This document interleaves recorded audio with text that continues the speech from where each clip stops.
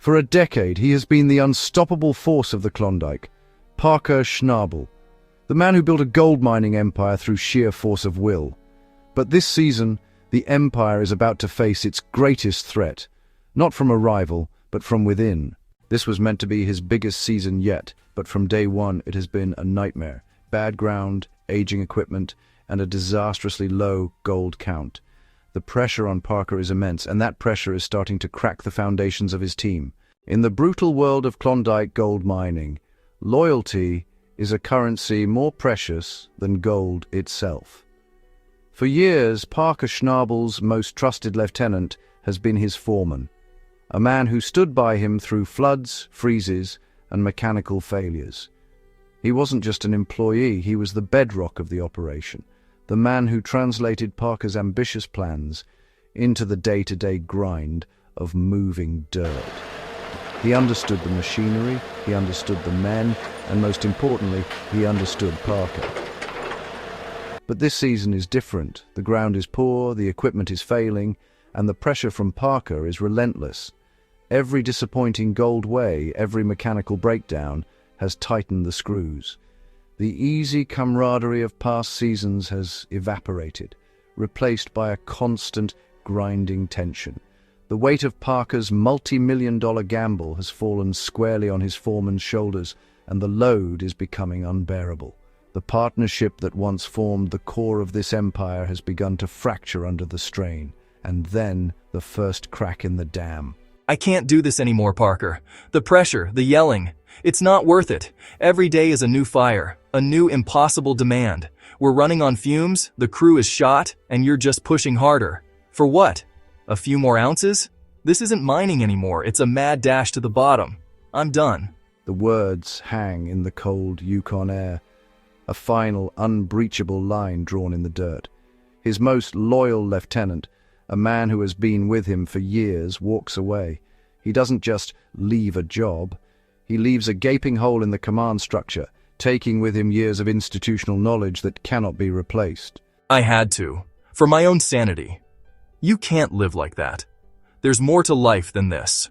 It's a devastating blow, not just to the operation, but to Parker's leadership. The man who built an empire on sheer force of will now stands alone, watching a key pillar of that empire crumble. This isn't just the loss of a foreman, it's a vote of no confidence from his most trusted ally. It's a signal to the rest of the crew and to Parker himself that something is fundamentally broken. The question is no longer if he can hit his target, but if his entire operation can survive the fallout. In the brutal calculus of gold mining, loyalty is a currency as precious as the metal itself.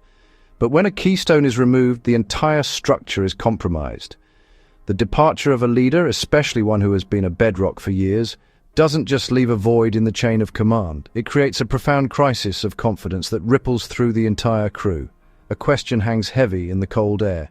If he couldn't stick it out, what chance do the rest of us have? And soon, others follow. It starts not as a flood, but as a steady, heartbreaking trickle. The first to go are those who saw the writing on the wall, the ones whose own frustrations had been simmering just below the surface. The foreman's exit was simply the permission they needed to finally walk away. Each departure is a quiet, personal defeat, another nail in the coffin of a season that promised so much. The veterans, the experts, the men who formed the very core of his team all reach their breaking point. These aren't rookies. They are the seasoned hands who can diagnose an engine by its sound, who understand the subtle language of the ground, who have weathered countless Klondike storms. They are the institutional memory of the operation. One by one, they make the lonely walk to Parker's office, their minds made up. The conversations are short, strained, and filled with the unspoken weight of shared history. With every man that leaves, a critical capability is lost. The master mechanic's departure means a simple hydraulic failure could now sideline a machine for days instead of hours. The loss of an experienced plant operator jeopardizes gold recovery, as fine-tuning the sluices becomes a guessing game for a novice. Safety margins shrink, efficiency plummets. The well-oiled machine, once a testament to Parker's ambition, is grinding to a halt. Piece by painful piece, the camp grows quiet. The familiar hum of generators and the distant rumble of rock trucks are replaced by an unnerving silence, broken only by the wind. Parker is left to survey the wreckage of his crew, standing alone in an empire of one. And in that quiet, desperate moment, surrounded by the ghosts of his ambitions and the machinery he can no longer run, the king of the Klondike is forced to confront the devastating truth of his situation. His empire is empty. His relentless drive has cost him the one thing he can't replace: loyalty. I don't know what to do. I push, and now everyone's leaving me.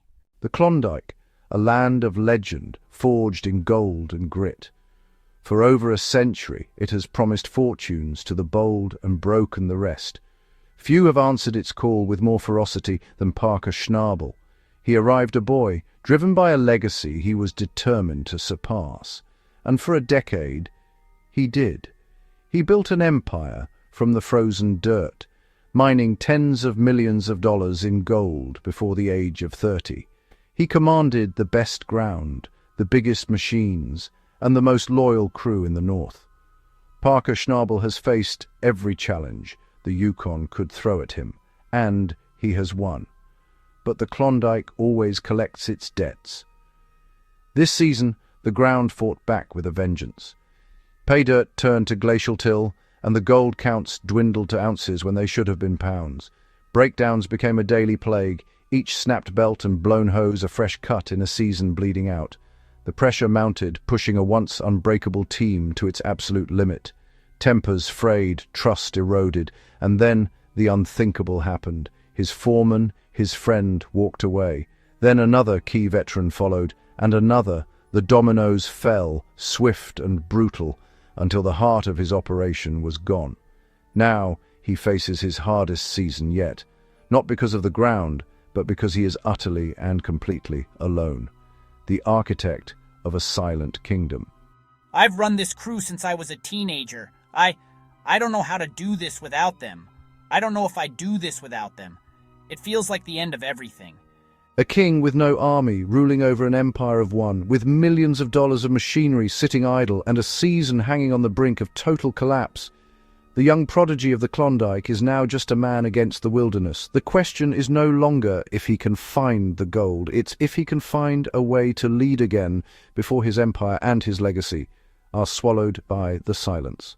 Please subscribe to our channel, History Documentary, hub for more insightful videos.